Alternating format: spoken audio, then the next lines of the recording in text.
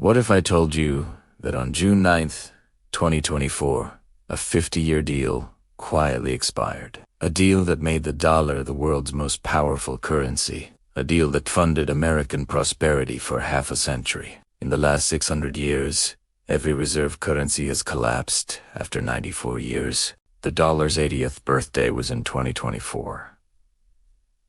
By the end of this video, you'll understand why the system that built modern America is entering its final stage. The year was 1944.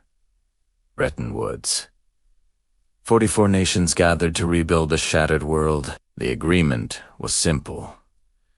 The dollar would be backed by gold, and every other currency would be backed by the dollar. America held 70% of the world's gold reserves. The empire's foundation was solid. This wasn't dominance by force. It was dominance by mathematics. For 27 years, the system worked. Europe rebuilt. Japan rose from ashes. Global trade exploded. The dollar became the currency of choice for international transactions, not because nations loved America, but because they trusted the gold backing every dollar. Trust in finance is everything, and trust, once established, creates momentum that feels unstoppable. But empires never see stage 2 coming. The Vietnam War bled resources. Social programs expanded. Military spending ballooned across the globe. By 1971, America had printed more dollars than it had gold to back them. The rope began to fray, thread by thread, invisible to those holding it. Foreign nations noticed. France demanded gold for its dollars.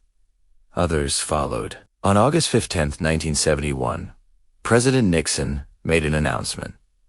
The gold window was closed. The dollar would no longer be convertible to gold. Markets reeled. Currencies fluctuated wildly. The Bretton Woods system died that day. America's D2 GDP ratio had crossed 60%.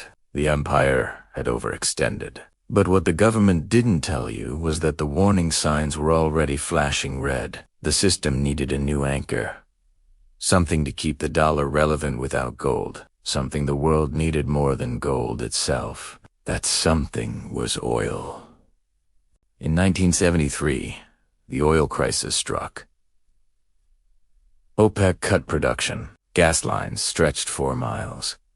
Inflation surged to double digits. The dollar, unmoored from gold, began to sink. The machinery of empire groaned under its own weight. Few heard the sound. Then came 1974.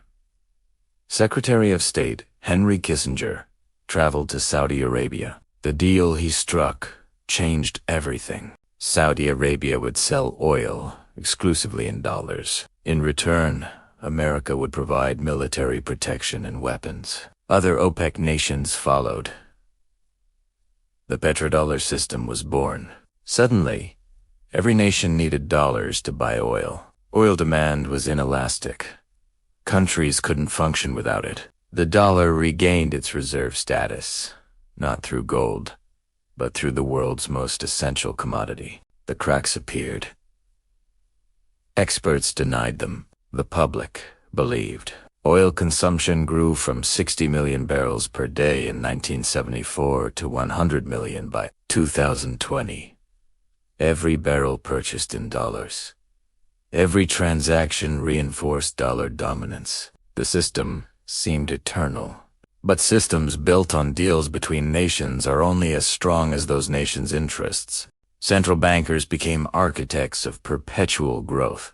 The Federal Reserve printed trillions. Quantitative easing became the solution to every crisis. National debt crossed $30 trillion.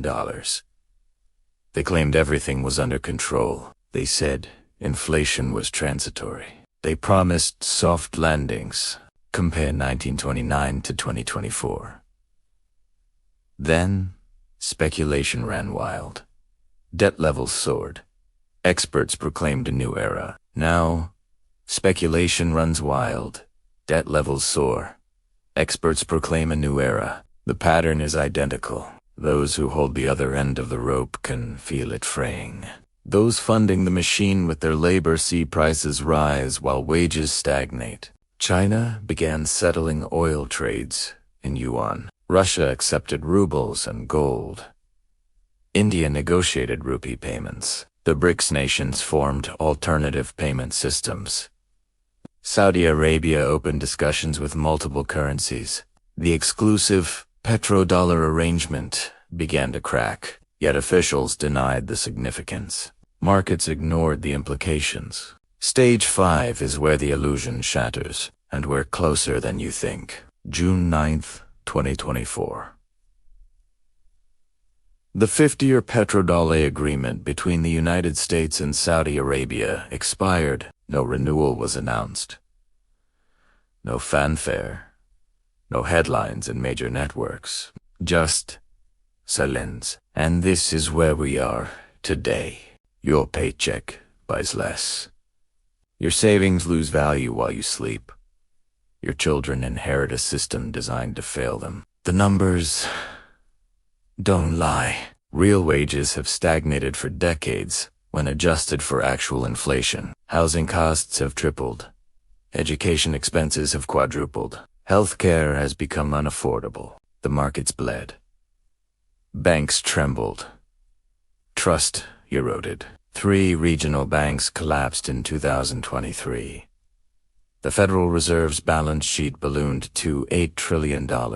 Interest rates climbed faster than any time in 40 years. The bond market, the foundation of global finance, experienced historic losses. Meanwhile, BRICS nations accelerated their de-dollarization efforts. They represent 42% of global population and 32% of global GDP.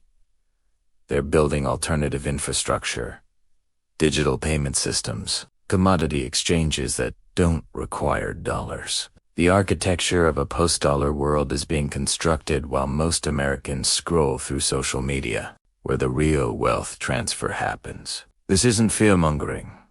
This is mathematics. When a reserve currency loses its status, the decline follows a pattern. The pattern has repeated throughout history. Rome debased its denomination. Spain's silver standard collapsed. The British pound sterling fell from dominance. Each time, the mechanism was identical. A loaf of bread cost a wheelbarrow of cash in Weimar Germany. A lifetime of savings became worthless overnight in Zimbabwe. $100 trillion bill bought 3 eggs in Venezuela. These weren't accidents. They were the inevitable result of printing money to solve debt problems. The gears of the machine ground to a halt, metal shrieking against metal. The United States has printed more money in the last 15 years than in its entire previous history. The money supply has grown exponentially while productivity has not. The gap between money creation and real economic output creates inflation. Not the 3% inflation official statistics claim. The real inflation you feel at the grocery store, the gas pump, the rent payment. Foreign nations are already preparing. Central banks are buying gold at the fastest pace since 1950. China has accumulated thousands of tons. Russia has doubled its reserves. Even Poland and Singapore are stockpiling. They see what's coming. Your savings evaporated like morning mist under a merciless sun. The purchasing power of every dollar you've earned is being systematically destroyed. This isn't a conspiracy. It's the natural outcome of a system built on debt and debate. But here's what they never tell you. Who controls the next system? The International Monetary Fund has been discussing special drawing rights for decades. Central bank digital currencies are being tested in over 100 countries. A programmable, trackable, controllable form of money. The infrastructure for the next system is already being built. This isn't accidental. Crises don't create random outcomes. They create opportunities for those who are prepared. Throughout history, wealth doesn't disappear during resets. It transfers from those who don't see the cycle to those who do. From those who trust the system to those who understand it. The BRICS nations aren't destroying the dollar out of malice. They're protecting their interests. When one nation controls the reserve currency, it controls global trade. It exports its inflation to other nations. It can sanction any country by cutting off dollar access. That power has been weaponized, and power, once weaponized, creates enemies. The next system might be multipolar, several currencies sharing reserve status. Or it might be digital, a global currency beyond any single nation's control. Or it might be commodity-backed again. Gold, oil, rare earth elements forming the foundation. Whatever emerges, it won't look like the system we've known for 50 years. The cycle completes.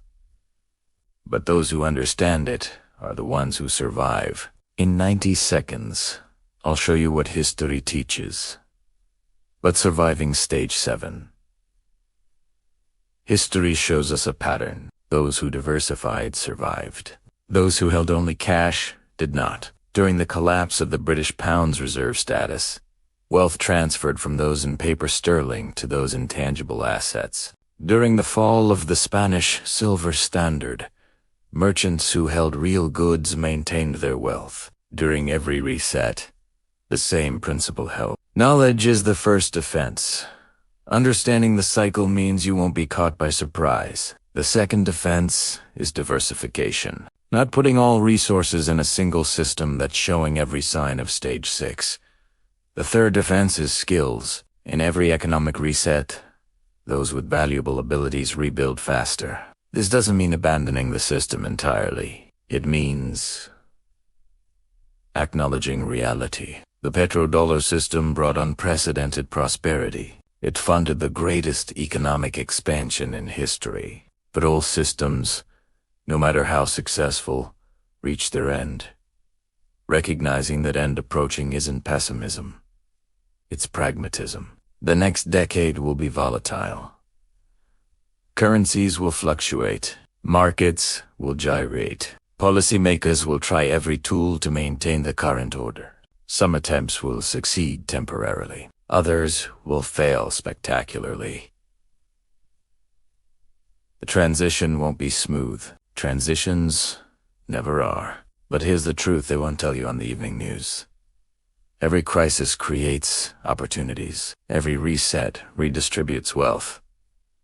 Every collapse precedes a rebuild. The question isn't whether change is coming. The question is whether you'll be prepared when it arrives. The ones funding the machine with their labor deserve to know these patterns. They deserve to understand the cycles that govern their economic lives. They deserve to see what those behind the curtain already know. Financial literacy isn't taught in schools because an informed population is harder to control.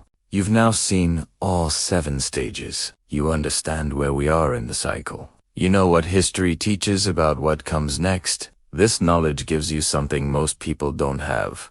Context. Context turns fear into preparation. Preparation turns crisis into opportunity. The cycle is inevitable, but those who understand it survive it.